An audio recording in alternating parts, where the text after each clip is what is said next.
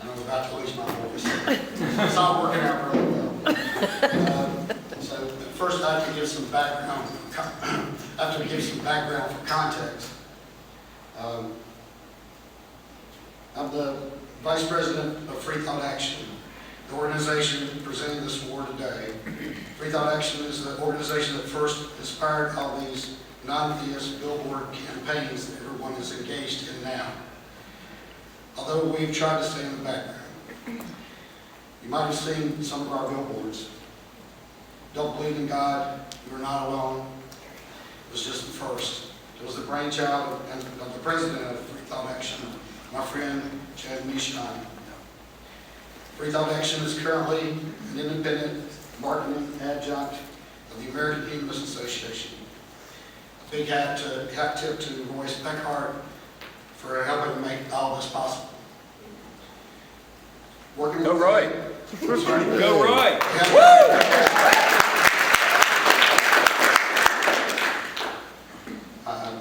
Working with the AHA, we have found United Core, the United Coalition of Reason, and United Core has been using our billboards to launch coalitions across the country. I now work with Fred Edwards for United Core. We currently have 57 locations across the U.S. and one in Canada. FreeThoughtAction decided to consider its first campaign a success after United Core taking a ball to run with it.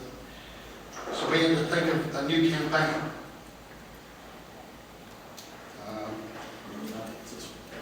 The One Nation Indivisible Billboard campaign was our next idea. I tried to get all the secular groups in North Carolina involved to form a statewide coalition called the North Carolina Secular Association for a billboard campaign of the 4th of July holiday in 2010. It was like pulling teeth to get all these groups involved and to get 6 media representatives in 6 cities across North Carolina to pull it off. But I did it. It almost killed me, literally. In one case, I had to travel to Asheville to crash the meeting of the group there and try to talk them into it. It was lucky for me that Jennifer Lovejoy was there to support this idea. She became the media representative for Asheville. We received national attention when the billboards went up. The emails came flooding in to me, all the media reps, and to each of the groups directly involved. We made the front page of the local newspapers in a couple of locations. The B sections and others. We were on the local news television news and each media market. We received national attention, and we get a little bit more than national attention from Canada and the UK. Although I felt like I needed to check right into a hospital shortly after the press releases were sent out, it seemed I was buried all week with the response. On Saturday morning at the end of the first week, I thought I might be able to sleep in a bit. But I got a call that morning that the billboard in Charlotte on the Billy Graham Parkway had been vandalized. Someone had spray painted under God. This led to more media coverage than we could have hoped for. It went international. We were getting emails in from Germany, the Philippines, Australia, and from all over the world. I would start to respond to one email, and 14 more would come in before I had a chance to write the first sentence. It was only a short while before I realized that this was a featured story on the Yahoo homepage for over 16 hours. It literally took me over a week of 16 to 18-hour days to copy and paste responses to the emails that were coming in, just to me. Obviously, I wasn't the only one getting calls and emails. All the media reps and all the groups directly involved were receiving them as well. It was a day or two into this deluge before I was made aware of what some other people who had to respond as I did were going through. I heard stories of nasty phone calls and emails, just like I was receiving, from Christians. But I also started hearing about death threats to some of them. I have to give all my thanks to all the media reps for dealing with all of that, and for all the work they did to help make this a success. I think it was on the second day of the deluge that I realized that Jennifer Lovejoy was taking the brunt of the abuse. I listed all the media reps alphabetically by city on the contact page of the coalition website, and Jennifer was listed first for Asheville. I realized that most people weren't bothering to scroll down further than that before they sent an email or made a call, and she was taking the worst of the abuse. I called her right away to offer to either put her at the bottom of the list or remove her contact information entirely. She told me that she had just been considering that the night before when she cried herself to sleep. She had been getting over 300 calls a day at all times of the day and night, in addition to all the emails. She was receiving death threats, and worse than death threats. You might wonder what's worse than death threats. I'll give you a couple of examples. One person called to say they would kill her children so that she would know loss and have to reach out to God. Another person said he was going to rape her in front of her children, and then he was going to torture her children in front of her until she cried out to God to save them. I made the offer to move or remove her information, but Jennifer told me that when she woke up that morning after crying herself to sleep, she thought, oh, fuck her.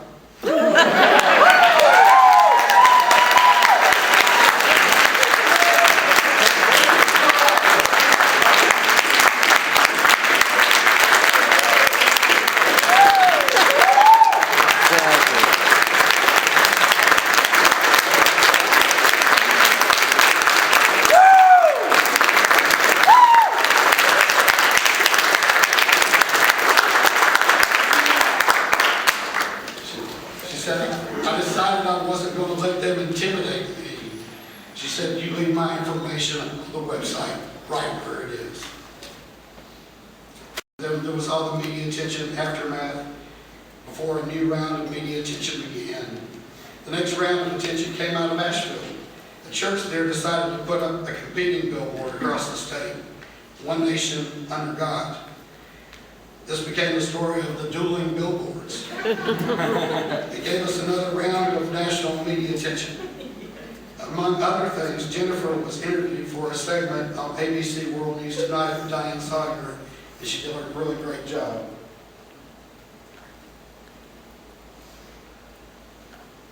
Now, and we turn now to a new battle in the culture wars over 31 words that millions of us began reciting as American elementary school children. The Pledge of Allegiance. A group of people who do not believe in public religion are taking their stand to a famous backyard. And here's Dan Harris. Here in North Carolina, deep in the Bible Belt, a group of atheists recently decided to remind people of the history of the Pledge of Allegiance by putting up 6 billboards all over the state, including one on the Billy Graham Parkway, which said, "One nation indivisible," purposely leaving out the words, "under God." Atheists point out those words weren't in the original pledge, which was written in 1892, more than 100 years after the country was founded, by Pastor Francis Bellamy as part of a campaign to promote patriotic observances in schools. The pastor didn't use the words "under God." Congress added the phrase in 1954. So you think having under God is actually discriminatory? I think it is for me, because I don't believe in a God, and I don't believe that our country was founded on Christianity or any religion. Jennifer Lovejoy is a mother of 2 and wife of a disabled military policeman. I'm not taking away anyone else's belief in a God. Many of our forefathers, feared God, but I think they feared religion more, and what it could do to the country if any one religion was allowed to be in control. You know what it is? It's political correctness gone amok. It's silliness. Evangelicals are now fighting back. Over this past weekend, Pastor Ralph Sexton and his followers put up a series of new billboards that read, "One Nation Under God." We are a people of faith. We are a nation that's built on Christian principles. And we need to make sure our children, our grandchildren, our teenagers, our young adults know what we're really all about. The atheists, thrilled by all the attention, are now considering more billboards. to continue to add fuel to the raging debate over the role of God in America's past and present. Dan Harris, ABC News, Asheville, North Carolina.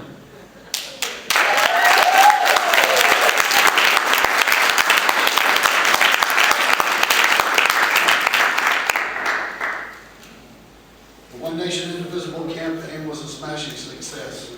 We received round after round of media attention, national and international, for over 6 weeks. And the Billboard rentals were only up for 4. FreeThoughtAction decided that both her first and second campaigns were a success, and now it's time to try something new. One thing that we've been talking about for years was a FreeThoughtAction Hero Award. We wanted it to be, we wanted to look and be different than other awards, and I think we might have accomplished this. Although it took a while, I worked closely with the artists and sculptors to create this unique award. We will start presenting these awards to free thinkers who exhibit exceptional courage, persistence, and willingness in the face of adversity to stand up and take action for a more secular and rational America. After the One Nation Indivisible Billboard campaign, I tried to get the leadership of all these groups in North Carolina together to make the North Carolina Secular Association into something more than just a coalition to conduct a billboard campaign. But I quickly realized it was going to take more effort than I had the energy to pull off in the aftermath of the campaign. I decided to put it off until 2011. In early 2011, I was contacted by Hand Hills, who told me about the idea to have a Carolina Secular Conference. It was a much more elaborate version of what I had envisioned in 2010, and I offered to help him pull it off. He did an absolutely fantastic job putting together the Carolina Secular Conference at Carolina Beach last year, the first regional conference of its kind. Coming out of that was the now incorporated Carolina Secular Association, which is responsible for organizing the second Carolina Secular Conference here in Charleston. I can now dispense with the North Carolina Secular Association in favor of the Carolina Secular Association. It is evolution in action. So it is very appropriate that I present the very first FreeThoughtAction Hero Award here tonight at the Carolina Secular Conference organized by the Carolina Secular Association. It is also very appropriate that I present the first FreeThoughtAction Hero Award to Jennifer Lovejoy. She has set the standard, and she has continued to work hard over the past couple of years to better organize groups in her area, including a new humanist chapter in Asheville, trying to organize a local United Coalition of Reason, arranging book tours for humanist and free thought authors, getting involved in the recent effort to organize the Secular Coalition of North Carolina, in affiliation with the SCA, serving as the interim vice president of the Carolina Secular Association, and helping organize and promote this conference. In 2010, I told Jennifer that if I had a medal to pin on her, I would. Tonight, I have the honor and privilege to present her with this award in this place. It is long overdue. Jennifer, I ask you to step up and accept this award.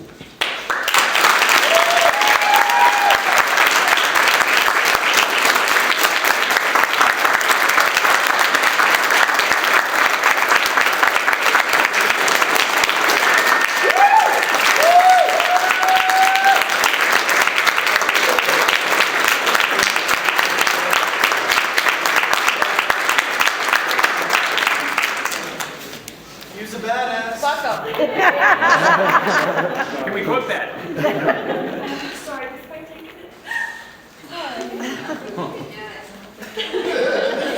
Welcome.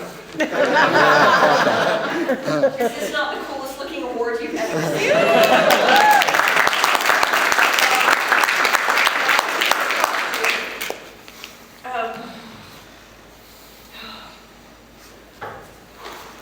That's a lot. Thank you. Thank you for letting me be a part of this. This billboard campaign was the most amazing thing that I've ever been involved in. I don't think any of us that were involved in it ever thought that it would go as far as it did. I got emails from countries I had to Google because I'd never heard of them. I really need to sit down. I don't think I drank enough of this. Awesome sauce.